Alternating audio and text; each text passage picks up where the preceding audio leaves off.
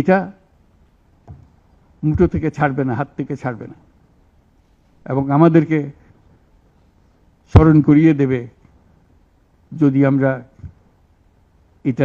এই স্বপ্নের থেকে দূরে সরার কোনো কাজ করে ফেলে।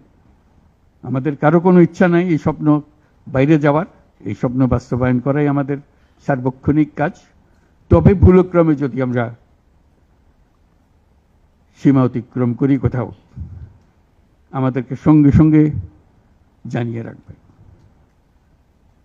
আজকে এই শপথ নিয়ে আমরা আজকের এই সবাই একত্র হলাম। সবাই যারা আজকে উপস্থিত হতে পারে নাই তাদেরকেও এই সংবাদ জানিয়ে দিও যে আমরা একযোগে একসঙ্গে এই কাজে নামলাম এবং ইনশাল্লাহ এটাকে সফল করব। ধন্যবাদ সবাইকে।